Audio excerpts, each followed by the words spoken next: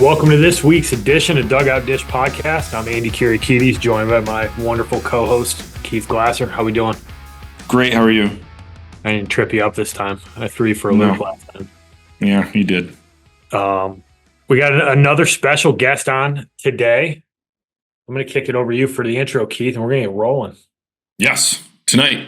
Longtime friend of mine. I feel like every time we bring these people on, I feel like it's, I've known them for so long and it seems like it's been forever. But we have a guy who coached at Brown, Southern New Hampshire, WestCon, Lowell, and Iona. So spanning pretty much all three divisions. Did a great job as a hitting guy at all of these places. And now he owns his own business. And tonight I'm glad to have Matt Perper join us tonight. Perp, thanks for coming on, man. Appreciate it. Appreciate you guys having me, man. Yeah, fired up. The first thing we do with all of our guests is we have them just kind of give a quick rundown of their bio, what they've done, stuff like that, and then we'll get into questions. We'll talk recruiting in baseball and have a grand old time chopping it up. Yeah, man. First off, thanks for having me, guys. A little bit about me. I started coaching back in 2010. So right after I played, I started at my alma mater. I did that for 4 years. And then right out of there, went to Iona, did that for 3 years, was a hitting coach there, was a recruiting coordinator there. After Iona, went to SNU in Division II. So right now I've hit Division III, Division I. I'm now going to Division II at SNU, and was able to spend a year there, and then went not too far away back to Division I, UMass Lowell, and then finally finished up at Brown in 2019. Kind of got a nice dip of every division there, and then after that decided to start my own business, and I'm doing that for 5 years now. It's awesome. The one thing, and I guess we'll just jump right into it because I think it's a good transition with what we talk about a decent amount with families on this podcast with kids, is a lot of people think that Division I baseball is like the be all end all of like the best baseball out there. And I think, especially for you, because you coach there, Southern New Hampshire is one of the best Division II programs in the country. Like you line them up with some of the, some other Division I programs, like they're likely going to win that series, and I think that, being able to kind of, if you could like speak to that a little bit of like, you played Division III, you coached there, good program, you coach at a really good Division II program, and you coach Division I, like there's varying levels at all of the divisions. Of like, hey man, like Division II baseball is really good, and Division III baseball is good. Like, if you just talk to that a little bit, and we'll get it rolling that way. Yeah, definitely. It was a big, just going back a little bit before that, when I left WestCon in 2013 and took the job at Iona, it was a little bit of a difference for sure. Scheduling, obviously. I mean, going from Division III, 16 dates in the fall. We were practicing, 4 times a week for a month, and we were done until, obviously, this, Keith, we were done until January.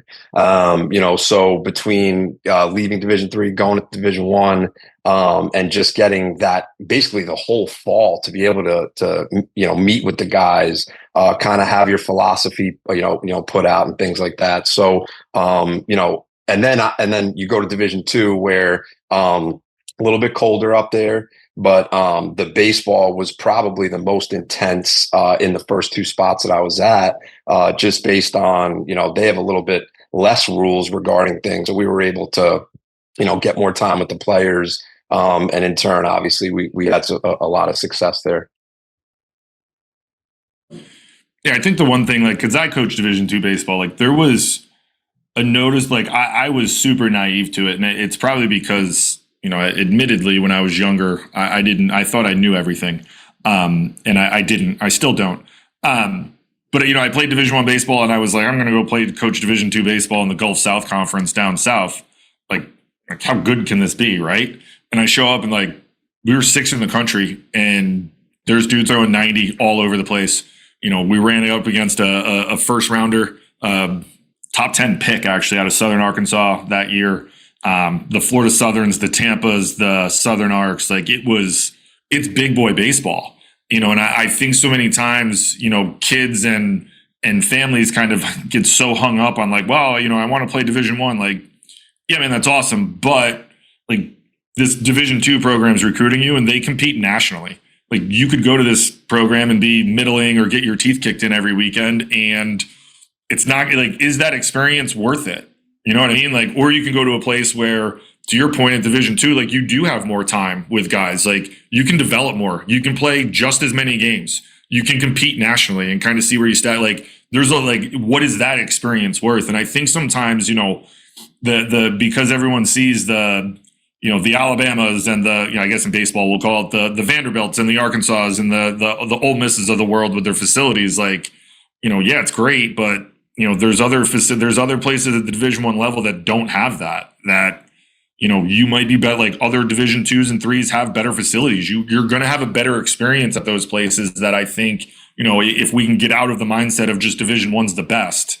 Like you can have a better experience, develop more. And I think in today's day and age, and we can get into this too, like, if you can play, they find you nowadays. Like there's not really a lot of hidden gems anymore. Like with summer ball, with video, with everything that's going on, like if you can play, man, they're going to be able to find you and they'll likely be. Now, doesn't necessarily mean you're going to get drafted because our draft is shortened, but the opportunity to play pro ball is still there if you can do it. And I think that like if you can find a place to go develop and do that, you're putting yourself in a far better situation than if you just go somewhere where, hey, it's a bumper sticker and I want to play Division I and this is what I want.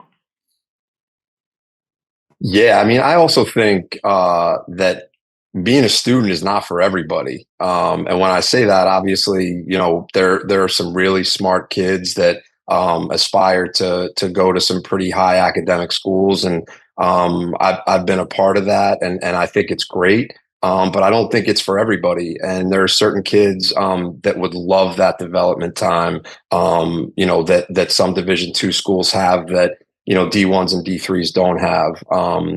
A lot of kids. I was just talking about this with somebody the other day. It's a little alarming to see the public school high schools and the lack of teaching. So these kids are not really used to a ton of development when they go into the springtime.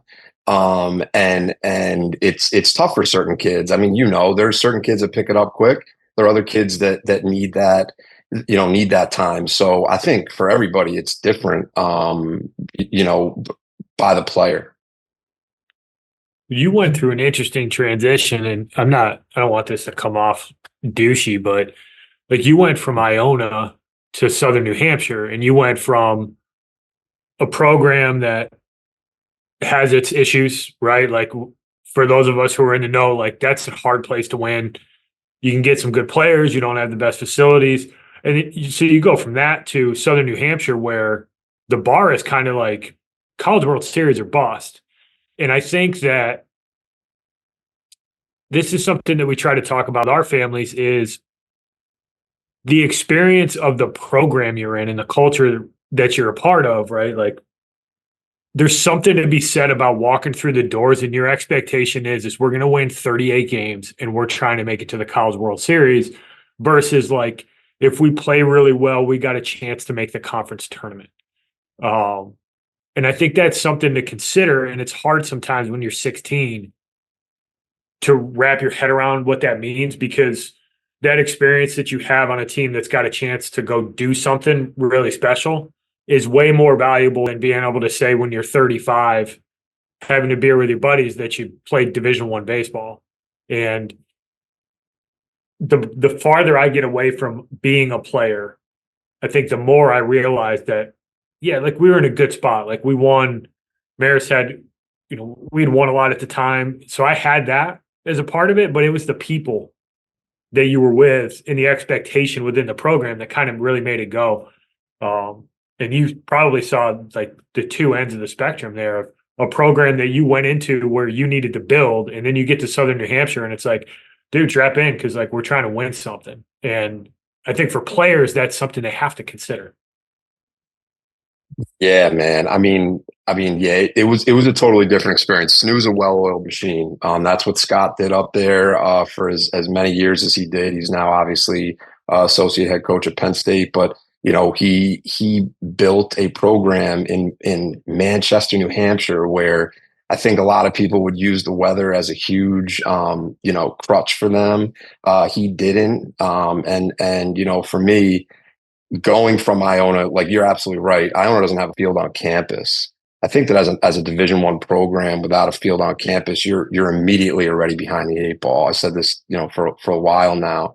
Um, you know, and then getting to SNU, where their entire athletic department is built towards winning. They and you guys both know this. There are departments that will provide the funds, provide the resources needed to be able to win at that level. And then there are departments that have other things going on that they just do bare minimum. And you guys know that's the difference between winning and losing for the majority of these places. Yeah, no doubt about it. I mean, and you can see that like there's some guys to your point that just you make it happen and like you figure out the best way to make it work with what you got. And then if you get into a spot like SNU where they say, hey, we're going to give you a good facility to work with, now you can get to work and you can get after it. And obviously like Scott had a ton of success, and I'm sure I don't know the next guy in line, but I'm sure they're going to be able to keep it moving if they just take some hints of the blueprint that he laid out there, because it's a pretty successful one. It'll be interesting to see And what let me I got to think Scott and them got a plan for Penn State. I'm really excited to see what they're going to do in the next like 2 to 4 years, because that's a heck of a staff that they put together over there with Puccio and Coach Gambino, and they got Joust from BC who's really good, and Scott, and yeah, that's a good staff. Yeah, no, they loaded that up with Northeast guys, and they're just getting their feet wet right now. But they're doing a really good job this spring. And the one other thing I'll say to what you spoke about is my favorite year of all those years coaching was at the Division II level. So as much as Division I's cool, and you get to go to places like William and Mary to open up the season, like Vanderbilt, things like that. But what I remember most is having that camaraderie, the guys that were so close together on that team. For the 1 year we lost in an East Regional, obviously not the expectation, but for me, it was just nice to have that kind of and winning takes care of a lot of that, you guys know. But that was my most fun that I had as a coach in college. Yeah, winning makes things way more enjoyable. So I Yeah. agree with that 100%. You're so now you're teaching kids to hit, and I got to imagine that you do it a little bit different than the guy who watches a bunch of YouTube videos and wants to get guys doing crazy drills. I mean, I know what you do, so I speak to this with a little bit of knowledge. But the thing that I'm curious about, because this is something that I think is one of the biggest gaps, and I want to know how you help your players with this, is how do you infuse the between the ears stuff for your hitters, specifically the guys who are like good high school guys or guys who are moving into college? How do you infuse that, and how do you train them to make them better hitters, not just better swingers? Yeah, this is probably the most important thing that we train. In the wintertime, I always tell them, December, November, December, January, we can work swing patterns and things like that. But when we get closer to the season, we're really, really focused on a mindset, what we're doing in the box, what we're thinking, what we're not thinking. This is something that it's so crazy this year more than ever. Had so many kids. I'm super involved in their at bats, especially early on in the season, just to kind of get their mind right, whatever it is. And then, of course, to avoid things like what I heard a couple times this year was, I don't think that my hands were batting. Once we start talking mechanics, when a guy's on the mound, we're in trouble. So we try to eliminate mechanical talk. For the probably February, March, April, and we're into compete mode. What does that mean? I want guys in the box that are yes, yes, yes, no, instead of no, no, no, yes, right? That's an old adage that guys use a lot, but you know, the guy that's aggressive, the guy that's looking to swing every pitch, and most importantly, I try to stress this the most, on time for fastball. There's nothing else we're really focused on when we're stepping up to the plate other than on time for fastball. If something specific, and again, this is not high school hitters, this is more towards the college pro guys. If there's a scouting report thing and we're looking at, we want to stay in the upper quadrant, the lower quadrant, things like that, it might be a little different. But for high school hitters, it's pretty simple. It's be on time for fastball, and the rest will kind of take care of itself. I think it's cool that you're that involved with guys, because I think it is a big gap. Like, we talk to college coaches all the time, and talk to a buddy, I'm sure a guy that we all know. He said something that was pretty interesting, that the kids have never been more talented, but the gap between talent and ability to play might not be bigger than any other point, which I think is interesting. And I think guys like you who take the time to not just try to get a kid swing right mechanically, but try to give them the information that's actually going to make them successful when they get to college, or give them a chance to be successful in high school, which leads to the chance to get them to college. Like, I think that's what separates guys like you who do it from a place of experience, and guys who may really like hitting, but probably can't really see it through that kind of a lens. Because you've obviously been there and you understand what it takes. And like, the swing doesn't have to be perfect if you got some of the other pieces figured out. And I think it's super important for young kids these days to have somebody in their corner who can walk them through that stuff, because that's how they get better. Yeah, there's no doubt. I mean, we are not here to create the most perfect swing visually.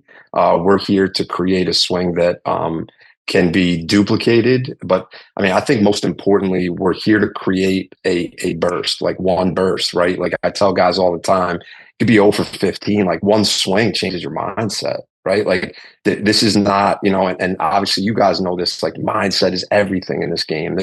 There's obviously a physical part of this game, but ultimately you either have the right mindset or you don't, right? And that's where I think and you guys know, the best players differentiate, right? The guys with, I might be 0 for 5, but this next swing, like, I'm gonna be fine, and most of the time they are, right?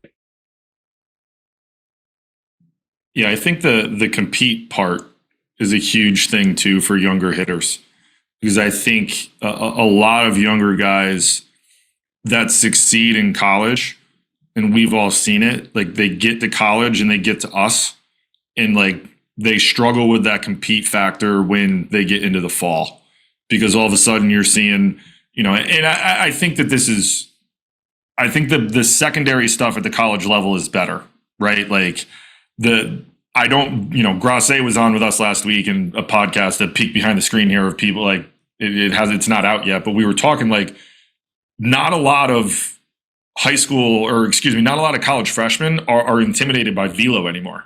Like, when we all played, and again, like, we're not old, but when we all played, like, someone gets up there in high school and they're bumping a 9, like, you're like, yo, this dude is firm. Like, now, like, everyone, like, it's like every high school game you go to, like, someone's bumping a 9. You're like, where was this 20 years ago or 15 years ago?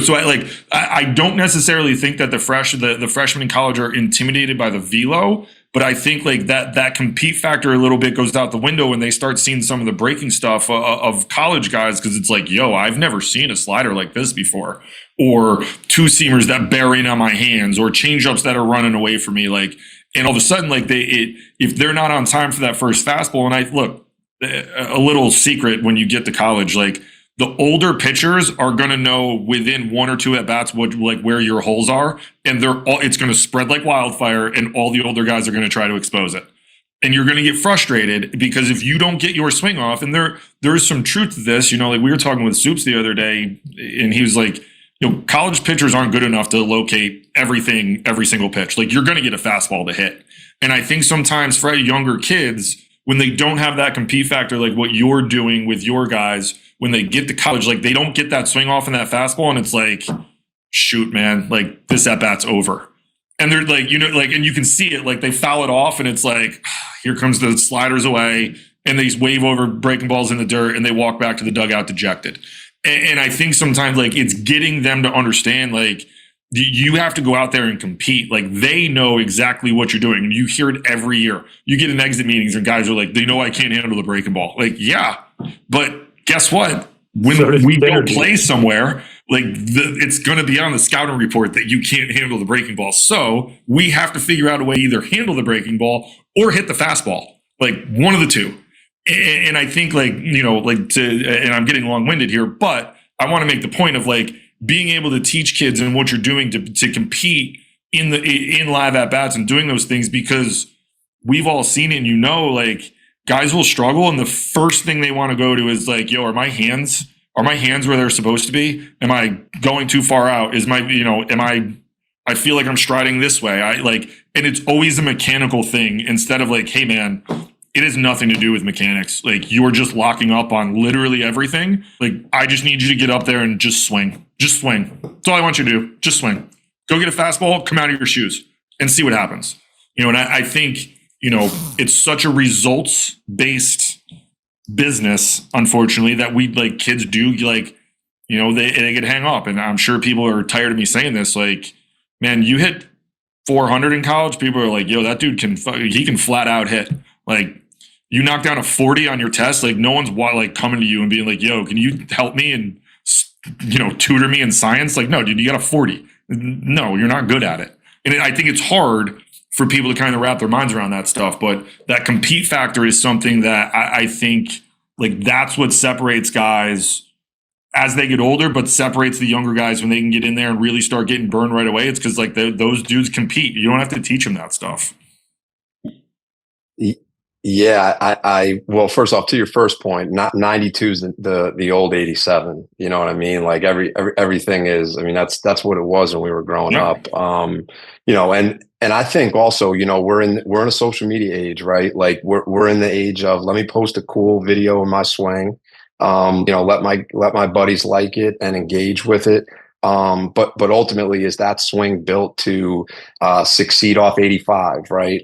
With good spin, and that's kind of that's the biggest thing is we try to promote failure. I mean, because without promoting it, and that's one thing that some parents are iffy with, right? But we try to promote failure because failure is all involved with that, right? Like, to be able to deal with failure in the cage, if we put a slider with 3,800 spin, are you going to be able to compete with it? Or are you just going to kind of like, yeah, man, lower the machine for me, will you? It's like, no, let's figure out a way, right? We're not going to smoke every baseball, but we are going to have the ability to compete, because there's going to be a guy on the mound right in high school just spinning the hell out of a slider, right? He might only throw 84, 85, but nasty slider. I want us to be able to spit on it if it's not a strike, or compete with it if it's in the box, rather than, I can, and again, we're always fastball. We're always fastball, right? If you can't hit fast, I say this to guys all the time, there's nobody in the Hall of Fame for being a good curveball hitter, right? Everybody's in the Hall of Fame for hitting heaters and doing damage. So heater most important, but I want guys to be able to fail and feel comfortable failing, knowing that we're going to succeed off that failure. The challenge is where kids should feel good about it, right? And like, I like how you put it, like, hey, this is going to be hard. Like, I got this thing ripping it. Like, it's going to throw 82-mile-an-hour bangers at you. And you may never see one of these until you get to college. But let's go compete a little bit. Like, make it challenging. And like, then the failure doesn't become the issue, because you kind of know, like, yeah, like this is hard. But if it's hard here, it's going to be hard in the game. So try to replicate it. It's the same idea of like, let's jack the velocity up and see if we can get to it. Let's shorten our ability to make a decision and see if we can make a better decision. You got to use the practice time to get yourself uncomfortable, because we all know as hitters, it's easy to feel comfortable. Just do some front flips and you can feel really good about yourself.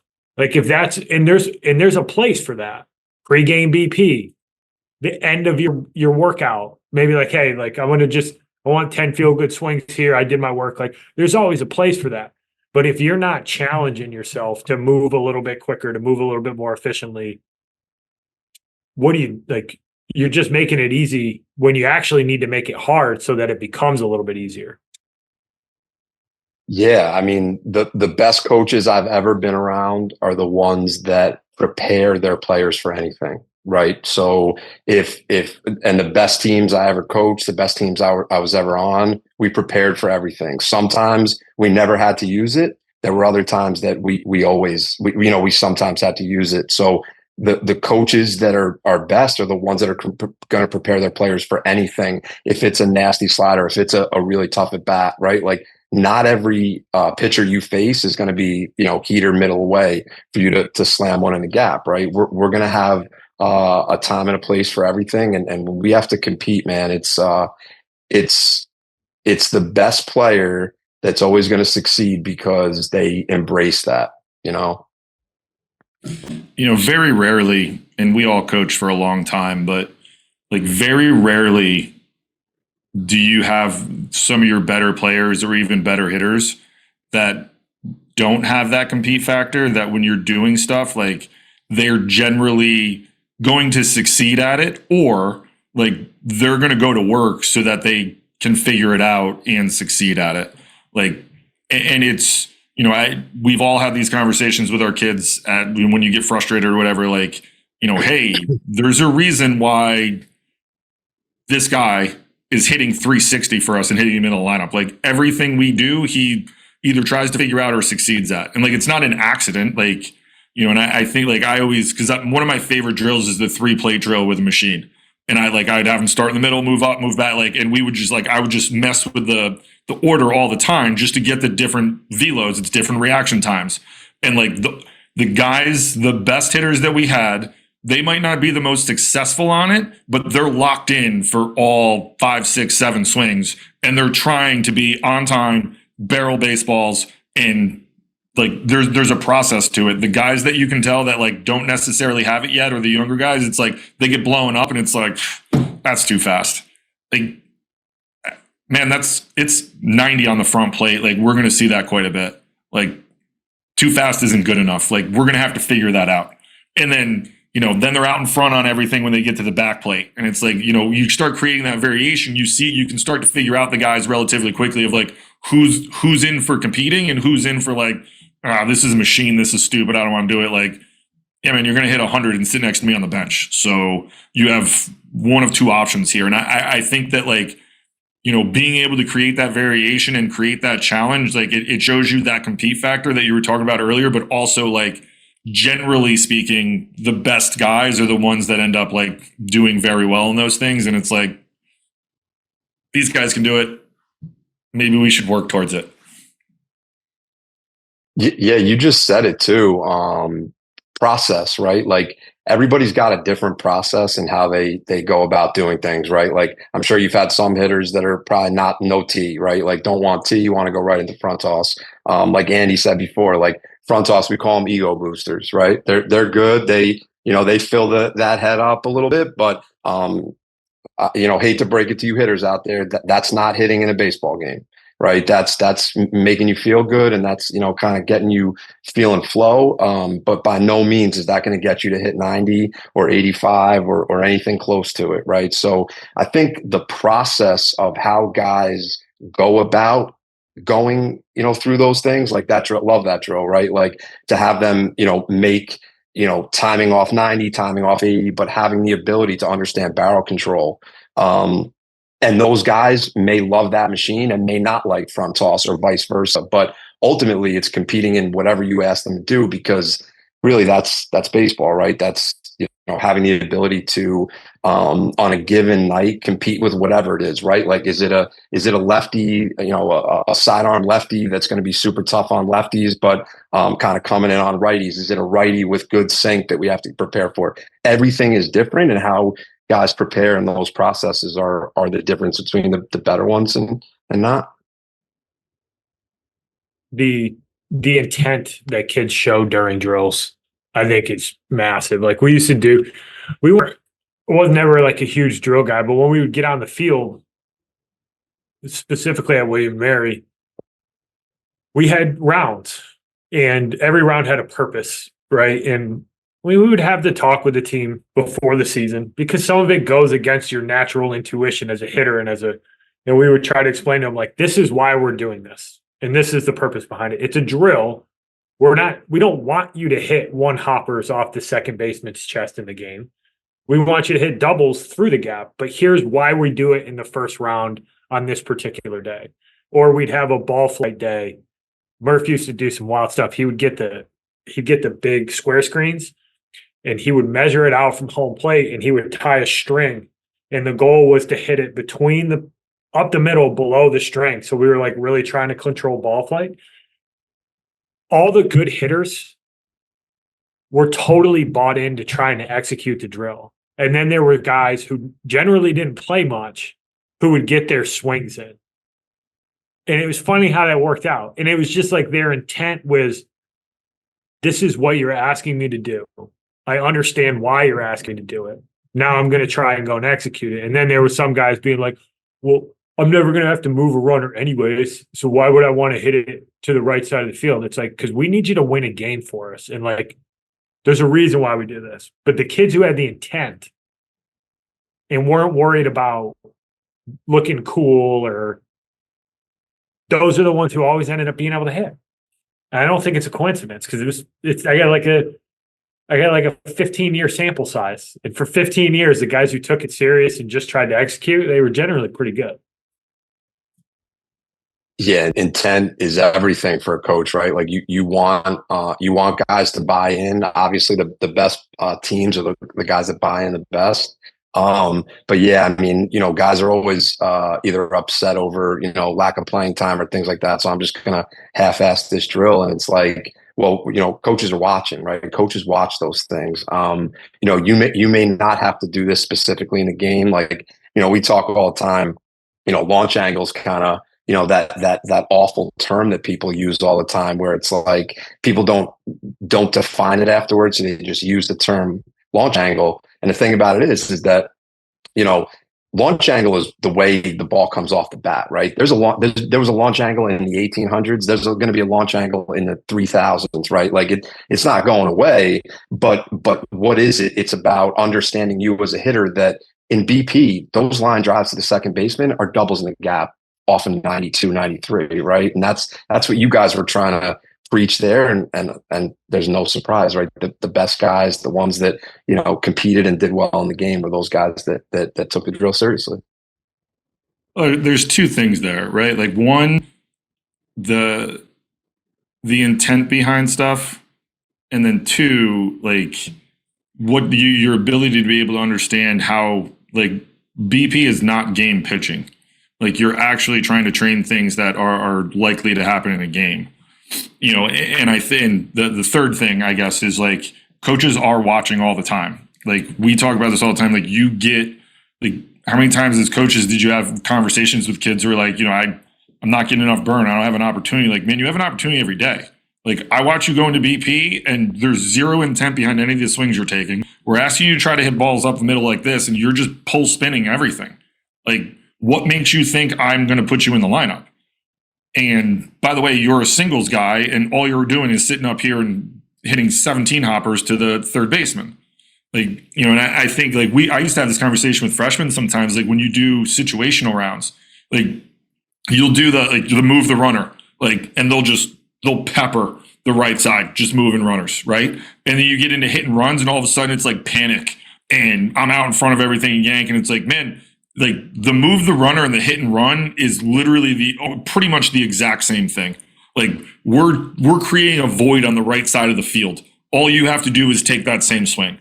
And it's like, sometimes you see it click right away, like, wow, that's never, like, I don't need you to, backside a double. I just need you to put a ball in play, because we're creating a giant void. We're hoping we're going to create a giant void in the middle of the field, because we're hoping that the second baseman's going to cover and we're going to get it. And I think sometimes, like, when they haven't necessarily been coached it, or, it becomes like a full-on panic early on. And it's like, man, like, this is still BP. Like, and the flip side to it is, like, it's okay to screw up in BP. It's okay to have bad swings. It's okay. Like, but to our point is like the intent has to be there. Like, it's not okay to have bad swings with zero intent. Like, hey man, the swing was good. The intent was there, but the outcome wasn't necessarily what we were looking for. Like, now we're going to talk like, where was that pitch? We're trying to move a guy. That ball's buried in on your hands. Like, we're probably going to take that ball there and not try to push that the other way, because all we're going to do is barrel dump, fillet it, and nothing good's going to happen. So I think like there's that nuance to it that we all know as coaches, but like the overarching theme is like when the intent is there, it's generally the better players that have that intent from start to finish. That and that, like, when you start seeing the younger guys do it, that's when all of a sudden you have a really good program and a really good team, and you have more options. Like, we tell my guys all the time, like, it's make my job hard. Like, your job is to make my job writing a lineup hard. Like, I want to have so many options where I'm like, damn, man, like, I could use 13, 14 different hitters here, but this is what we're going to go with today. Yeah, I mean, when you're writing a lineup, you always want to feel most comfortable with the guys in it. That's obviously your comfort level is going to come from how they practice, right? I mean, how many games do you guys get scrimmage wise? Before a year, 2 or 3. Most of them are against yourselves. So when you write that first lineup in February or March, you're going to trust the guys that are doing what they did in the offseason, came back to school the right way, and then are obviously taking practice the way they should be taking it. And you get guys, right? Like, there are guys that come back and didn't touch a weight for a month and a half, right? And then there are other guys that gained 15 pounds. So just from a body perspective, and then you start seeing the way they practice and they're buying into things you ask them to do, that makes a gigantic difference for a coach. And you want to trust the guys you put in the lineup. So I think you touched on something very important there. We'll pull the thread for a second, because I know that you enjoy the weight room. I've recently gotten back into the weight room for the last 4 or 5 months, so I've always enjoyed it.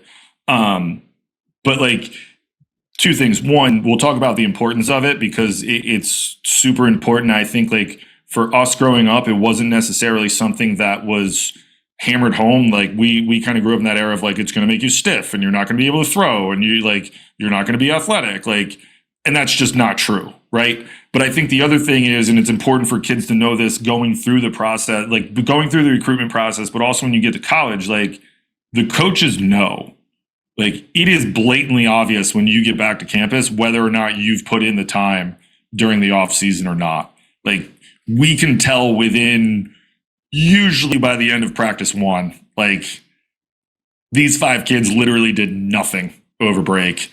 These kids did everything they needed to do. And I think that that's something, like, when you're a kid, you're like, how are they going to know? Like, we know, man. Like, it's blatantly obvious. And I think that that's like, but the weight room has become such a huge component. Like, every college coach that we've had on here, like, every single one of them is like, the weight room is one of the most important things for our program. And I noticed before I left coaching, like, just the physicality in Division III over the last 5 years had a huge uptick.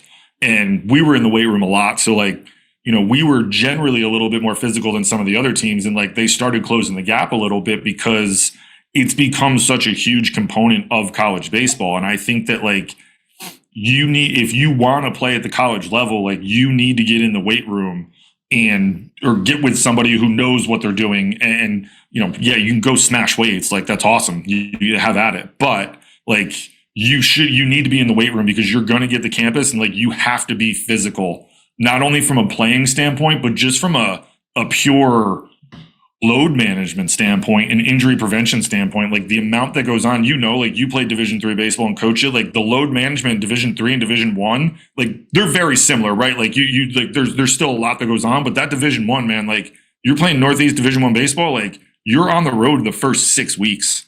Like, you're living out of a bag. If you're not in shape, like, you are going to crash. You get that right now, we're in conference play. Like, you're going to get the conference play and be like, I have 9 weeks left of this. And you're like, your body's deteriorating. You're going to get, like, everyone gets nicked up. But like, you want to be able to get to conference and be like, okay, I'm still in really good shape. Here I am. And I played at 215.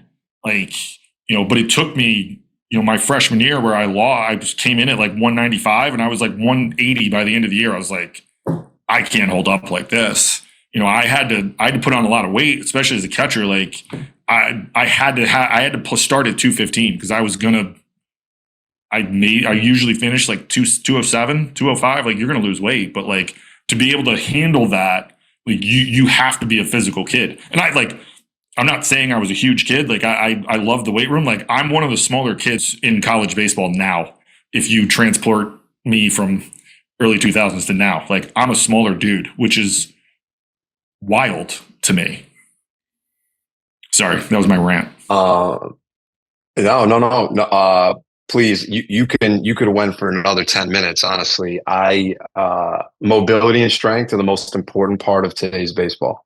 On the mound, as a hitter, wherever you want to be on a baseball field, if you don't perform well from a mobility standpoint, from a stability standpoint, and from a strength standpoint, I don't think truly you can compete in today's high-level baseball.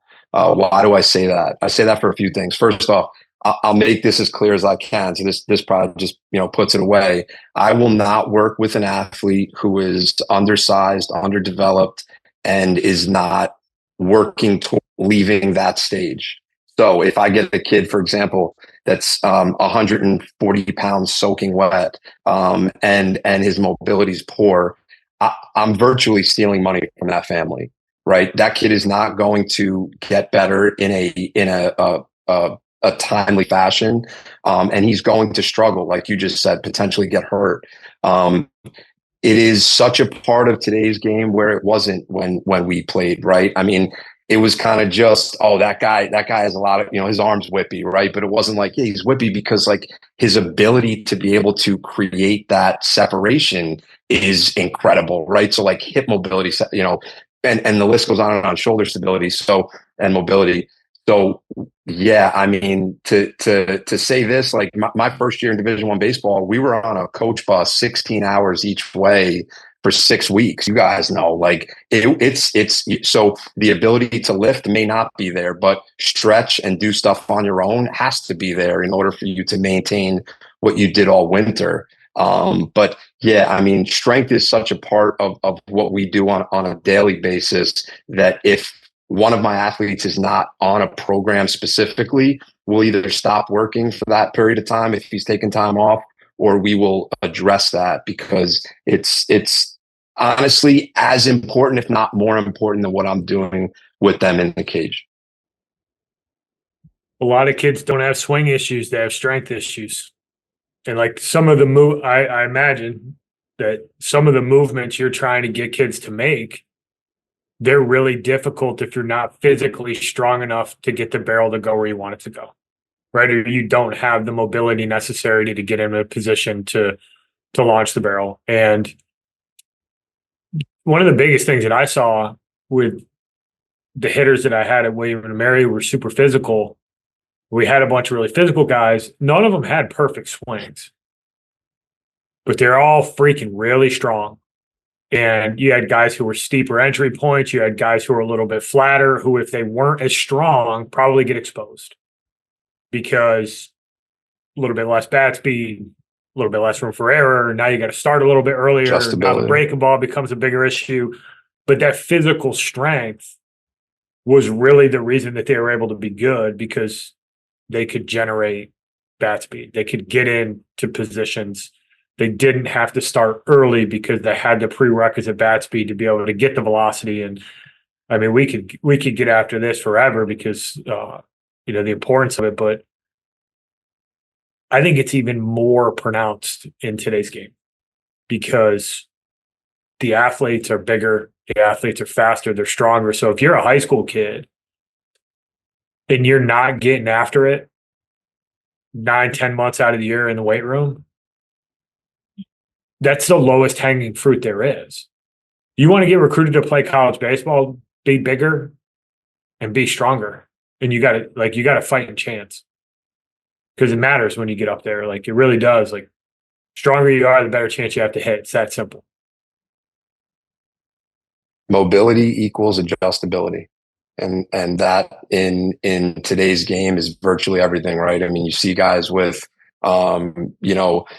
pitchers on the mound that are balls aren't breaking before 10, 15 feet of the plate. So like if you're swinging early and we don't have that adjustability and that time to fire late and fast, it creates a problem as a hitter. And no matter what, you're always going to get guys that don't buy in early on. I have a lot of guys like that. It's like, they'll tell me, I give them stretches. We do an evaluation. Every one of my athletes, after we're done, we'll do a stretch program where it's designed to them and their mobility restrictions.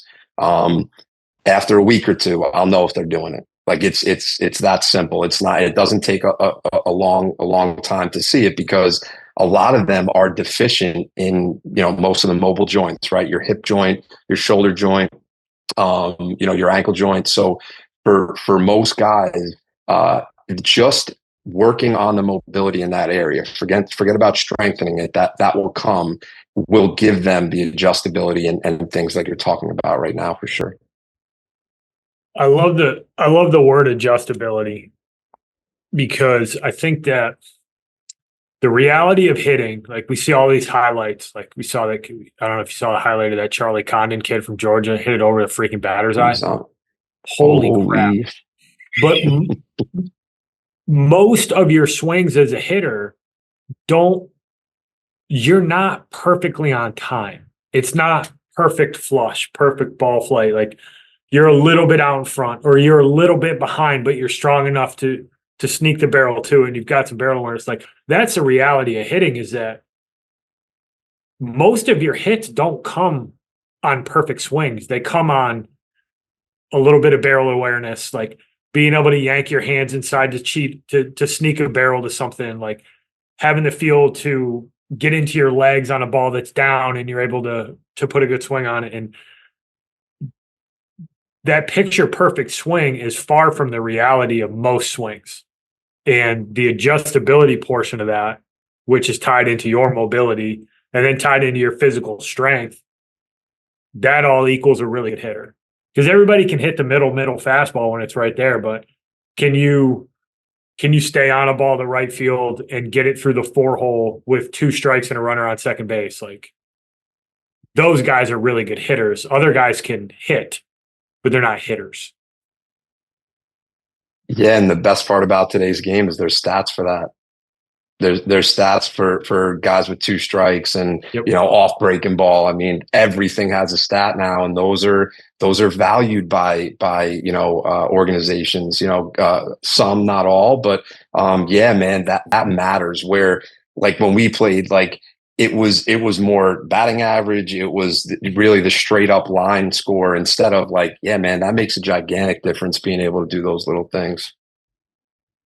Well, the adjustability is huge because Billy was on Soleno, and we've referenced this a bunch, but we've all talked about this when we were recruiting, like the exit velo off of a tee. Like, what does a 90, like, Billy was like, yeah, it's great, but like, we don't play in a carnival. Like, I don't necessarily know exactly what that means. Like, a stationary ball sitting on a tee that you can just gear up and swing, as fast as you can. Like, that's completely different than how we actually play this game, where something's moving at you, it's sinking, it's moving away, it's moving in.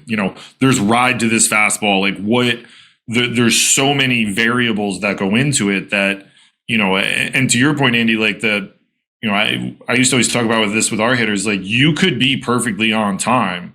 Like the only thing that you can control is your swing. Like you could be perfectly on time and have a 110 mile exit velo and literally hit a line drive right at the shortstop and you're out. Like it doesn't necessarily, like there's so much more that goes into it. You could also get absolutely jammed, probably should have broken your bat and fight it off, like, and where your strength comes in, like fight it off over the second baseman or over the third baseman, dump it in for a double down the line because it falls and kicks foul and you have a double. And it's like, that's just how this game is. But like the adjustability and the strength and the mobility part of it are so huge because I think for years we always like when we played, it was like, God, it's amazing how that guy just, sometimes he lines out and other times he dumps it in. And it's like, they're kind of physical guys who just can get barrels to baseball and don't necessarily get themselves in bad positions. And, we can track that now and we can see it way more than we did when we played. But, the one thing, like, guys get frustrated. Like, I barreled that ball and I got out. Like, yeah, man, it's going to happen. Like, that's just this game. You're also going to not barrel stuff and probably shatter your bat and get a single. Yeah, how it is. But like that, having that adjustability and understanding it are two things that, like, when you start getting guys that have mature approaches and mature at bats, like, that's where you start seeing, like, their physicality and what they're able to do and that adjustability. And like, that's why they start to succeed. It's not like they're going to understand, like, yeah, I could barrel a ball and get out. I could also shatter my bat and have a single. Like, I just need to put myself in the best possible position I can to be able to succeed in this at bat.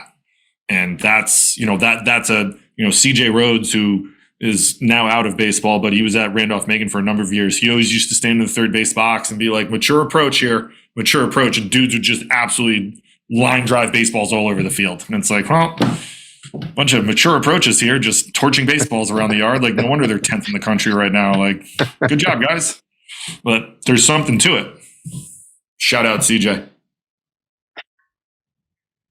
Yeah, there's for me, I think when you watch the best teams, one of the things I got the most was my first year coaching at Iona. We were playing against Missouri, and their only thing their third base coach would say, "Be on time for fastball, on time for fastball." And it's like, it's such a simple approach, but we go back to what we talked about at the beginning. You need to be simple with kids now. Right? Like, this is not get your hands back, make sure you're in good position, make sure you're in your hip. We're paralysis by analysis, right? And the thing that's worked the most with guys, and again, there are guys that struggle. Like, this is not just we get out there and just all of a sudden things start to click. That's where we have to make adjustments. But I think the guys that simplify it the most, right? The guys that say, like, yeah, like, on time for heater, I'm looking middle away, right? With two strikes, we work.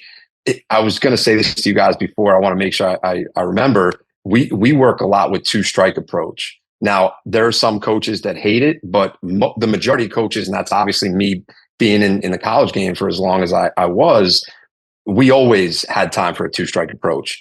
Right. Like, the best teams I was on had time for a two strike approach. Right. Where, some guys now will say, well, you're not, you're giving them a little bit less. It's like, no, they can still hit properly from a little bit wider stance or a little bit more on top of the dish to cut off certain things. But I think that's where, we try to differentiate too, is like, you can still be in a two strike approach, a no stride approach, and still be successful, staying in that mature approach, No doubt about it. This is how we get caught watching the big leagues, right?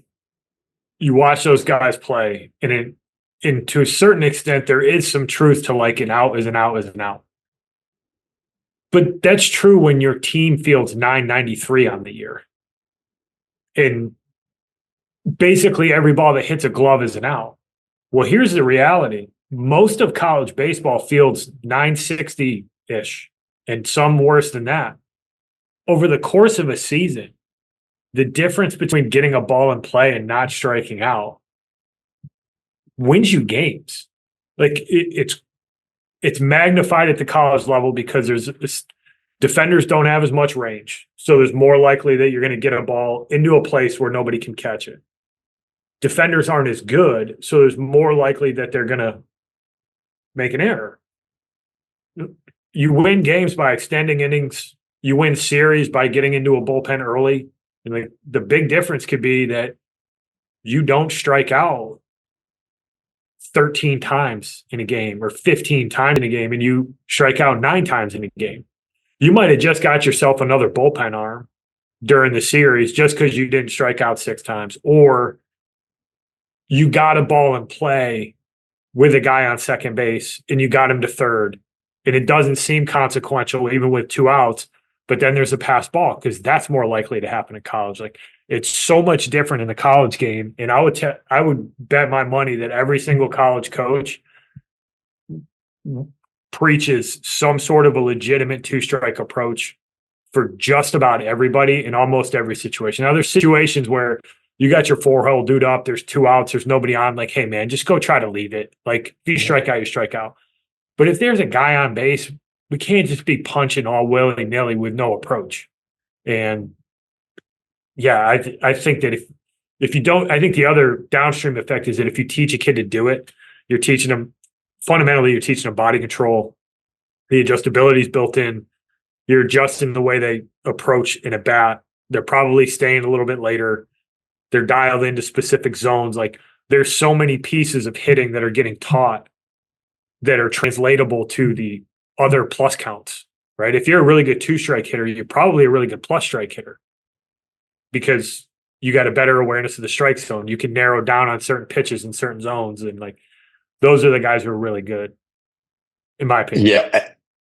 Everything you just said, nailed it on the head. I'll say this. I think one of the prouder moments I get as a coach is when we're facing a machine with good spin or really beating us, and I don't have to say a word to them. They'll just go to 2-strike approach, right? Limit the movement, limit, whatever we have to do to get going, and yeah, immediately just work, right?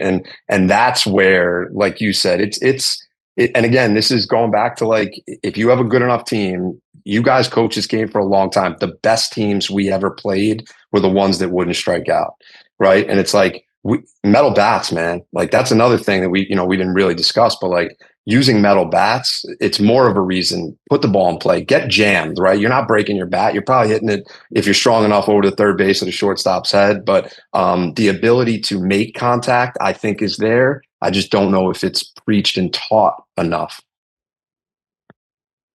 It's almost gotten to the point where it's okay to swing and miss. But almost and this kind of gets at some of the evaluation stuff. And obviously you did this for a while as well. But one of the biggest red flags for me going to evaluate a hitter, and it's still something as we evaluate the guys that we're working with, one of the biggest red flags is kids who swing and miss a lot. Because it doesn't tend to change. If you swing and miss at 85 in high school, you're probably going to swing and miss a bunch at 92 in college. Obviously, there's things you can do mechanically that can help tighten that up, but fundamentally, some kids just have a knack for getting the barrel to the ball. Like, it's the classic, like, bat to ball skills. The kids who are younger and who aren't strong but always get the ball in play, when they get strong, they usually end up being pretty good hitters because they just needed to get stronger. But the kid who's big and strong and swings and misses that 84-mile-an-hour fastball is like, that's a harder gap to fill, in my opinion. And I think sometimes the way that Major League Baseball is viewed is that these young kids coming up, they look at the Joey Gallos and think, well, it's acceptable if I can hit a bunch of home runs. Well, I don't even know if Joey Gallo's playing anymore. So not sure. I think baseball has moved past that a little bit at this point, where they do understand the value of, like, you can't just be an automatic out or a home run. It just doesn't work.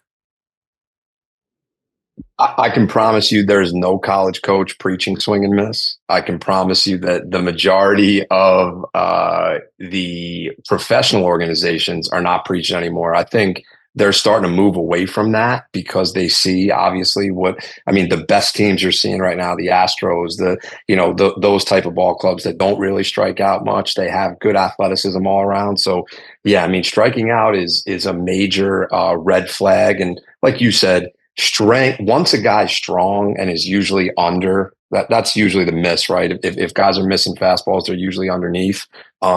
It's not a good sign. Am I going to tell you that it's a death wish? I don't know, but I can certainly tell you that that's a hard thing to start to chase. If you're swinging under 85, you're going to have a hard time at 90 or 92, 93.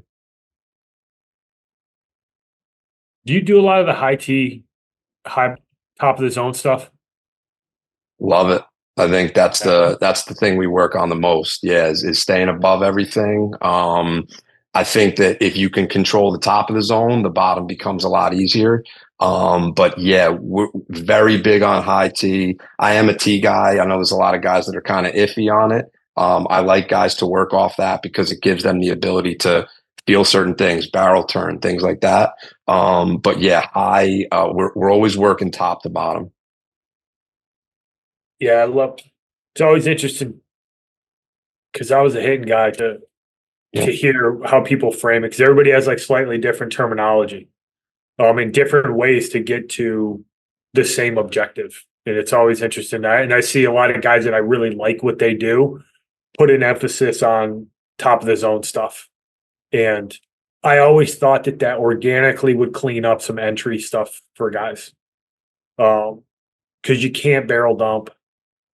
And then if you can maintain good ball flight there, maybe keep it off the top of the cage. If you could get it to the back of the cage and not get to the top, it's like you're working with something there. And I think I moved away from the tee a little bit with later on in my career, but it always had a place for me because I think it's a great way for guys to feel how they're moving. And when you mishit a ball off the tee, there is literally no other factor but you. So I was always a big believer that guys should have 2 or 3 go-to drills off of a tee that got them prepped for moving ball stuff. And that I never set a limit on how much, like, you go through those drills until you feel good, and then you move on to your moving ball stuff, or whether it's angles or whatever drill you were working that day. But I still think that the tee has a really important place in hitting development, if nothing else, to just give you a really solid routine to work off of before you start seeing the ball move. Yeah, the tee can be used for various things, like you just said. I mean, at what most people view it as, obviously, is contact point, and that's something that we'll talk a lot to hitters about because as much as I was just talking to a scout about this the other day, and how deep the best hitters let the ball get, right? Like if you watch them from a side angle, it looks so deep and quick, and nothing is too far out front. And we discussed this a little bit because that's where like the tee setup, where it can go both ways, right? Like I want guys to catch it a little bit deeper to feel what it's like to kind of hold connection versus, catching it out front, being off their front side. But at the same time, I don't want them to catch balls super deep in the game. That's where, we're probably going to end up fouling it off or whatever the case may be. But the tee for me, I mean, most of the drills I like doing are with a short bat. I love the feel for guys with a short bat because it allows them to back the ball up a little bit. We'll do front toss. I'm not a big underhand guy, so we'll usually do chair BP until they feel good to get off the machine if we're not doing angles and things. But once a guy has the ability to use the short bat and really back the ball up and get good backspin, like you said, hitting balls to the back of the net. I tell guys, if we want to be perfect, let's catch a ball with perfect backspin that it hits the crease, right? So from like the top to the bottom, if it hits that crease, that's like a 20-degree, whatever it is, launch. And that gives us the ability to kind of get that good feel off the tee or off front toss. And then, they'll have the ability to kind of to find their way from there. But tee is massive for every one of my guys. And even guys that are professionals, they may take 10 swings off it, right? Just to get a feel, just to get a rhythm going. All right, I'm good. Let's go front toss. Let's go flips, whatever the case is. But yeah, there's so much to be able to show guys off a tee, especially when you're working movement patterns and things like that. Again, in game, like you're in your season, maybe that's just like a warm up routine to get you going. But yeah, tee's always a part of what we try and do. I love the tee. I think the one thing I'll add my 2 cents to, I think some younger guys, to your point about like working contact points, don't understand their contact point when they start hitting off of a tee. If they don't have somebody that is knowledgeable enough to do it. Like, the amount of the younger kids would come into the program and we'd start hitting off the tee and they just step up and like the front of the tee is 3 inches out in front of their front foot. And it's like, can you get to your contact point for me? And they get to it and I'm like, you're 8 inches away from the tee, man. Like you're going to be wildly disconnected or out over your front side. Like is this how you've always done this? And we're like, well, I don't know. No one's ever I've never had this conversation. And it's like, okay, so, and like, but it for me, it was always, and I always did this, and I don't know if this is right or wrong. Like, with my younger guys, when they would come in the fall, like there was not going to say I didn't coach them, but there was a little bit less. I wanted to see what they were capable of doing with, like, you know, they would go through the drills and do all that stuff. And we talk about some stuff, but like, I was a big proponent of like, I'm not going to tweak a whole lot of stuff if this works. Right. Like, you know, I learned it early in my career. I coached Dan Palini, who ended up being a 9th round pick. Like, if you showed up and watched Danny Palini hit, like, there's no way anyone in their right mind would look at that kid's setup and be like, that's gonna be successful. And he hit 40 something home runs in 3 years and left as the second all-time leading hitter in Siena College history after 3 years. Like, he flat out hit. Like, his hands were out in front of his face. He waggled his bat. He stood straight up and down and had a lot of flow, like a lot of movement. Like, anyone would have been like, yo, you can't hit that way. And I was like, who the hell am I supposed to tell you? You can't. You hit 400 with 11 bolts. Like, see if this works. And it was a great thing for me as a young coach because Coach Rossi turned me loose. I was 23. He was like, yeah, you got the hitters. I didn't know what I was doing. Like, I learned on the fly, which was awesome. But like, it made me a better coach when I got older because it's like, you know, I'm not going to make wholesale changes on these kids. I recruited them. I liked what they did in the recruiting process. Now they're playing college baseball. Like, I'm not going to make wholesale changes if it's going to work. And I would always tell my guys, like, listen, like, I'm going to say some things, like, do not panic if I'm not, like, if I don't say anything for the practice, like, it has nothing to do with whether or not I think you're good or bad. I'm just trying to get more of a feel for whether or not I think this is going to play and what I think we might have to adjust as we go. Because what I don't want to do is make, you know, and you know this, like, the kids come in first year and like you start making adjustments on day one and all of a sudden they stink right away, or they're like, what does this guy know? I don't want to do any of this. Like, and to the buy-in point earlier, like, it's going to take them longer to buy in. Like, you know, I was always a big proponent of like, let them fail. And then we'll have the conversation at some point during the fall of like, hey man, like, if we're going to have success this year, we need to start making some of these changes here. And you're not going to, you know, you never go into a kid and be like, we need to revamp this whole thing. Like, you start small and then work up from there. But, you know, I think that that's where, you know, I'm getting long-winded on the contact point part, but, you know, like, kids would come in and like, they didn't even understand the concept of where their contact point was hitting off a tee. And then you get them set up and they start having success and it's like, oh wow, okay, like, I could actually use this a lot more to work on certain things. Like, I love high tee. I think high tee is one of the best drills out there. Like, you know, we would set it up and have at it. And I think like when you don't stress those things early on, like, that's when kids are like, why am I hitting off a tee? Like, what is the point of this? It's like, well, you're not even doing the drill correctly, so you're not going to find success. And being able to like teach those basic things, I think, is where, you know, I think you'd said it earlier, like you know, they're not getting this at the high school level. And nothing against high school guys, right? Like, nothing against them. Like, those guys are up against it and they make this game go round. But like, they're not, like, not everybody is getting this type of information. And it's key if you want to have success at the high school level and get recruited.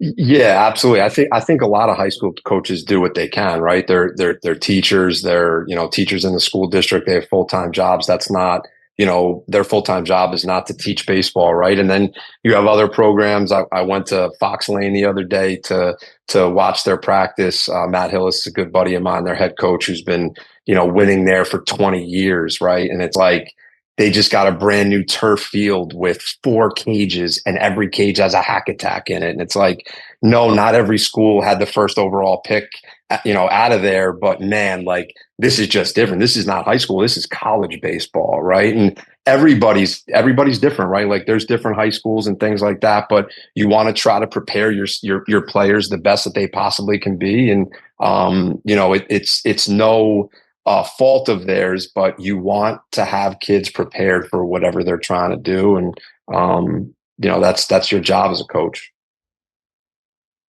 Fox Lane's good. They're always good. Oh man. Always.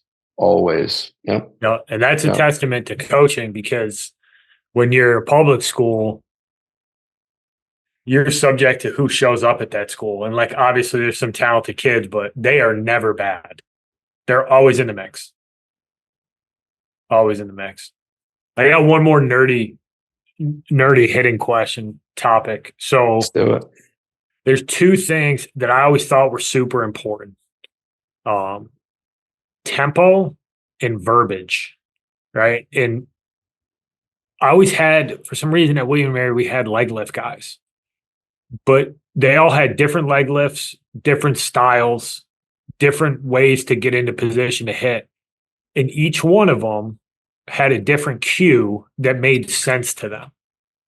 So how do you create repetitions that help a kid understand tempo in terms of when do they get started, how quick are they moving to get there, and when are they getting there? And then how do you play with verbiage, or do you play with verbiage to get one kid to do the same thing as the next kid, but you got to use a different angle? Like, you got to come at him from a different angle to get him done. Like, the simple one is, for one kid, if they're a leg kick guy, it might be, hey, you need to get up on time. For some guys, it's, you need to get down on time. How do you manage that? And like, do you have any tips for any parents or kids out there in terms of how to manage that? 'Cause I think it's just a massive part of being able to hit. Great question. And I'll try to give you all the tips I got. So for us as hitters, we want to try to be down when the ball is halfway between you and the pitcher.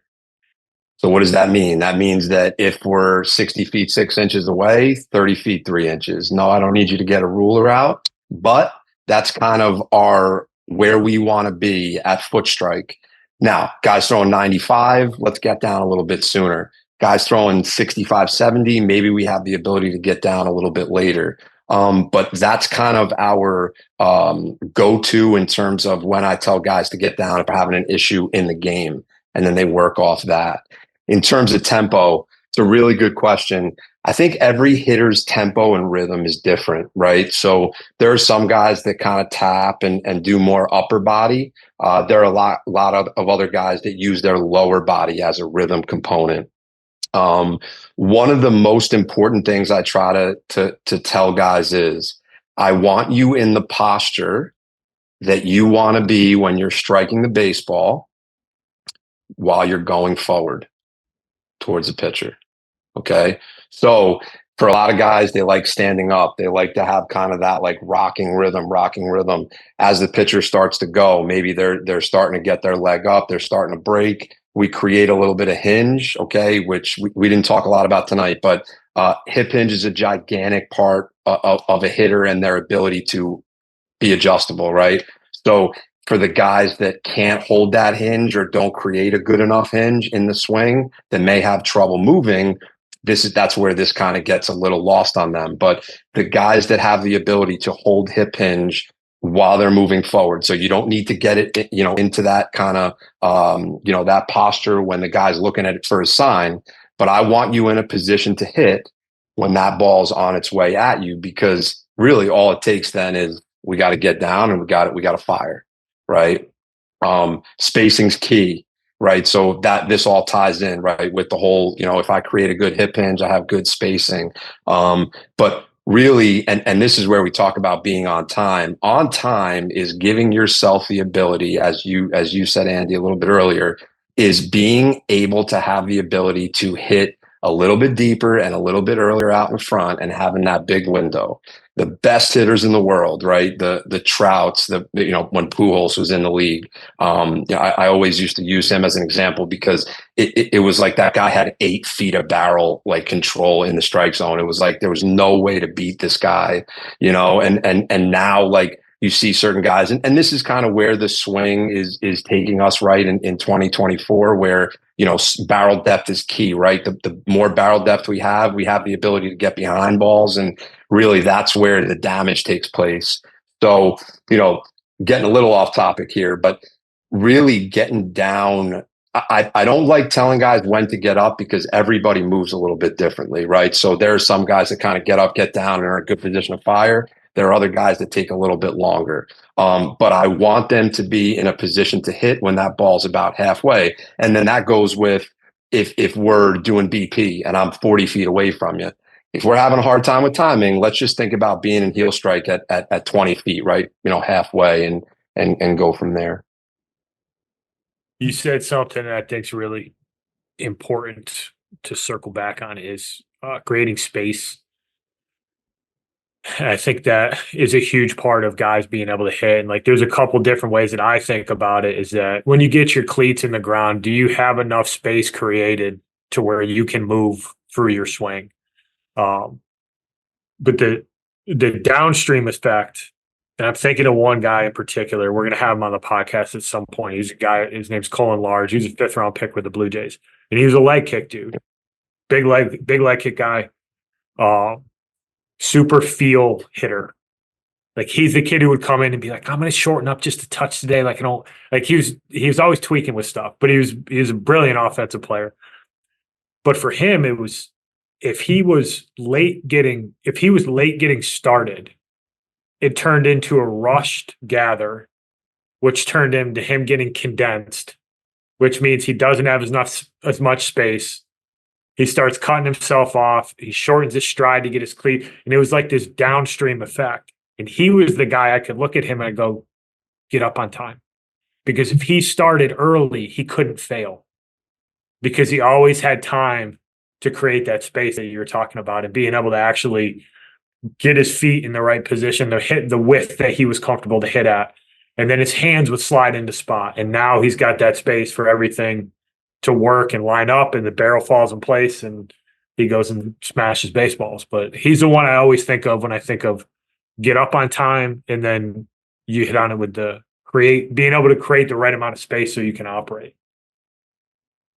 Rear leg stability, big time. Best hitters in the world have it. Won't go too much into this, but I'm assuming the guy you were just talking about had really good rear leg stability, and that's basically, there's like a really dangerous term that people don't like use, and that's hanging, right? But like the best hitters in the world, they hang, right? They it's like a guess or an educational guess, right? It's like they're hanging, but they're doing an educational hang, right? They have the ability to land when they want to, not when they have to. Yep. And when he was late, he had to land when he has to instead of when he wanted to. Yeah, that's such a good way to put it. And you're absolutely right. He was a hang guy. Like he could get up there, and he was smart enough hitter. And this is the complexities of hitting when you get against guys who are really good, is that he could vary his timing based on what pitch he thought he was going to get. If he was walking into a situation where, he was kind of the 2-hole, 3-hole guy who was dangerous, he knew that if he got up in the 6th inning with a guy in scoring position, they're not throwing him a bunch of fastballs middle away. So he might sit on a breaking ball. And I'm not recommending this to everybody out there because this is an advanced move. This is like a black belt move. Yeah. But he was smart, and he was also comfortable enough where he could sit there and be like, I'm just going to sit slider this whole at bat. And if I get it, this dude's in deep trouble. And he would adjust his time in that way. But he was a hanger. I like the way you put that. I never termed it that way, but you're absolutely right. He was a hanger. Yeah, to each his own, right? We don't cookie cut. We let guys kind of move the way they feel comfortable, and that's obviously a guy that can get up early and hold it. And there's a lot of really good hitters like that. I mean, Gleyber Torres is a guy that kind of just hangs on that one leg. I mean, Judge is so there are guys that have that ability, whereas other guys, they need to get in on that perfect time, make sure they can hold it out and be adjustable. My right-handed swing that I used to always go to was Posey. Yeah. Like Prime Buster Posey was like, all right, if you're going to teach a kid to hit, like that's a pretty good one to nothing crazy, still looks really good. So like kids can gravitate towards it because it's still like a really pretty swing. But some of How these about another catcher, freaky Joe moves. Mauer? Oh yeah, that's the left-handed one. That was that clean. Yeah, that's right. Righty lefty. Silk. Keith, you're a Mauer guy, right? He could hit, man. Yeah, he could flat out hit. Like that dude was. People forget how athletic he was too. Like that dude was. He was signed to be the quarterback at Florida State too, and then won 1 overall to the Twins, and then just got elected to the Hall of Fame. Like that dude was unbelievably athletic. Apparently, he was a legit hooper too. Oh, well, they don't have him like that anymore. No, they don't. No, they don't. They do not. But I think who's the last catcher? Krasinski? H.J. Piersinski. I mean, he probably. I can't remember. I can't think of one. I mean, Yachty was a big dude. Yeah. But, I mean, they don't make him like him anymore either. Or their brothers. His brothers. The Molina family, all three of them caught in the big leagues. Huh. Ho-hum. He was good. Ooh. There's a first ballot Hall of Famer if you've ever seen one. Yep. All right, Perp. Last question that we always close out with everybody. What advice do you or would you give to families that are going through the recruiting process, seeing that you're on the other side with us now, but you've lived the life of a college coach the way that we all did. But what advice would you give to families or you do give to them when they go through this process? Number one, if you have the ability to have help, use it. It's a humongous resource. Andy and Keith do a great job helping this process out. I have a lot of clients that I work with, and it's extremely difficult to process with the portal now and just a plethora of things. I'll be honest, I'm glad I'm not coaching now to have to deal with this stuff. But if you have the ability to have help, I would suggest doing it because it makes a world of difference. There's not many high school coaches that help with this process. There aren't many coaches in strength or baseball or things like that help with this process. And it's a very daunting task I say it to my guys all the time, for the 90%, right? The 10%, it's a really easy process. You throw 94, 95, you hit the ball 108 off a tee. You'll have plenty of people at your door. But it's the 90% that don't do that throw 82 to 84 or hit the ball 90 off a tee. What's differentiating you? And I think the biggest thing I can stress is there is so much out there that isn't good for your athlete that you really need to have help in sifting through what is and what isn't. There's a lot of people out there that are looking to kind of dig into your pockets, and I don't think it's the best situation for your child.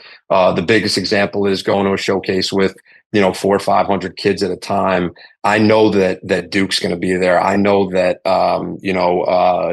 LSU is going to be there. I promise you, they're not going to pay attention to your son unless he's throwing 94, 95 or hitting the ball 108. So I think the biggest thing that I can stress to anybody throughout this is if you can have an advisor through this process, I would highly suggest that. We appreciate that. And yeah, it's different. It's complicated. It's more competitive. And I think that's the hardest thing for people to wrap their head around early on is how good you have to be to just play in college at all.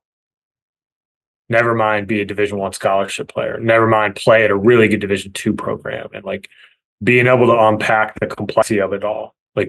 We kind of started out the show like this, but understanding that you might be able to play at name whatever low level Division I school, but you can't play at Southern New Hampshire, and people can't. The initial conversation, sometimes people are like, "How is that possible?" It's because it's not. The easy answer is usually not the fully correct answer. It's usually more nuanced to that. And the lack of education is a hard gap to close. And the parents who are open to it and the kids who are open to those conversations, they're the ones who usually end up getting a really good result out of this because they start to realize that, oh, wow, these 4 years on campus are impacted by way more than the name on the front of the jersey. So.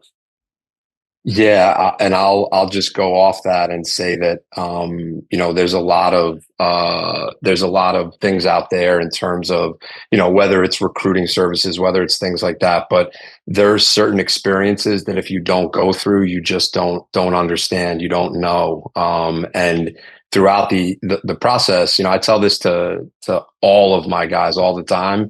You'll know if you're good, right? We try so hard to as parents to, be their biggest fan, and as you should be, but also understand you don't need to tell people how good your son is. Your son will be as good as a college coach feels he is, will be as good as the person that, gives him an opportunity. One of the things I stress to every one of my guys going through the process, but early, even freshman and sophomore year, if you live locally to Division III, Division II, and Division I games, go, right. Like I'm in Westchester County, so I can go to Fairfield in an hour. I can go to Pace in an hour. I can go to Mount St. Mary's and all the schools on the island at Delphi. It's so important for you to just go and experience it, right? It's like you get there and it's like, damn, this guy from Adelphi is like 92, 93. Like, it's Division II baseball. It's like, yeah, like there's plenty of other guys there too. If you were there on a Sunday, their Saturday or Friday guy might have been even better, right? But everybody just sees, like you said, the Division II, the Division III, and it's like, Manhattanville's in this area, Division III.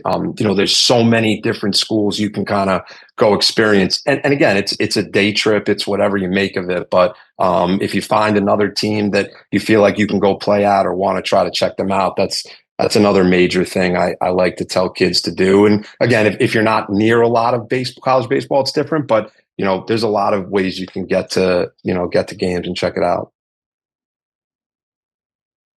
Yeah, huge. Keith drives that home. It's something we firmly believe in. Like, don't tell me you don't have access to it, because if you can't drive to it, ESPN Plus has got a wild amount of college baseball games on now, which is great. Isn't it great? Yeah. You get to watch Hagen Smith just stuffing on people on Friday nights. The kids. I was watching San Francisco, Minnesota yesterday. I was watching Georgia Tech, UNC. Who I had like about LSU, Florida yesterday. Yeah, interesting, right? LSU's gotten run ruled the last 2 weekends. Yep. College baseball's wild this year. It's great. Week to week. It is such a week to week game right now, especially now that they're in conference play. Like, Duke look like College World Series, no big deal. And they've lost their last 2 series.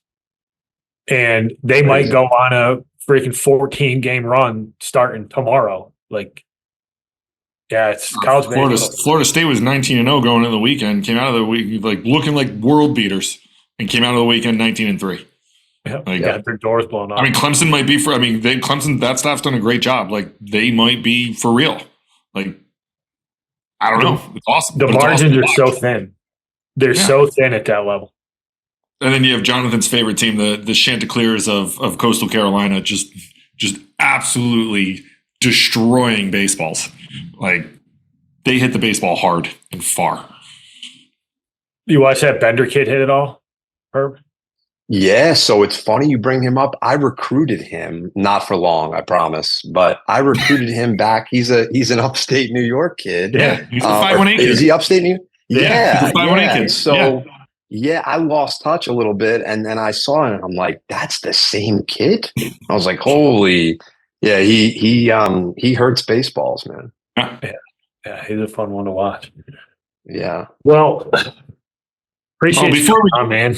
Before we go, Perp, go ahead and plug your business here too. What you do, so that our listeners can, if they're in the Westchester area and want to get in touch with you, how do they do it?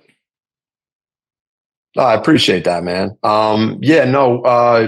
Really just want to work with hitters that want to try to take it to the next level. So guys that want to understand a little bit more about their body and how it works, and how their specific body works. I'm kind of like the type of guy that wants to find the issue and drive it home, so that we can kind of get to that compete process, right? Like, we got to move better, but also wanting to be able to compete in the box. But just want to work with guys that want to get better. It doesn't necessarily have to be the most talented, but man, just enjoy working with guys of pretty much all age. And it's awesome, man. I enjoy what I do.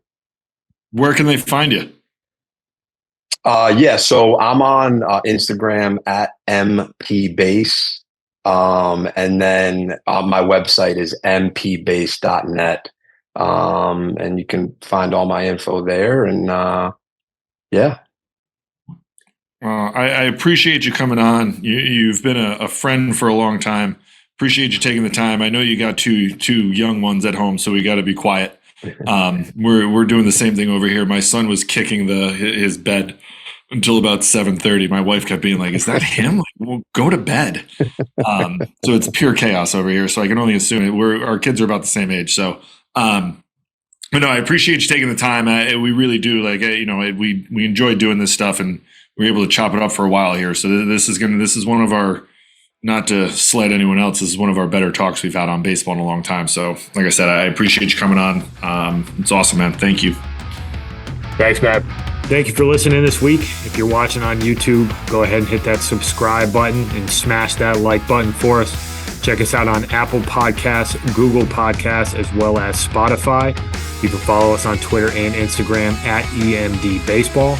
If you want to find out what me and Keith do to help families and players navigate the recruiting process, go ahead and check us out on emdbaseball.com. Take a few minutes to check out our new online academy. I promise you'll get some good information out of that. Thanks again for listening. Check in with you next week.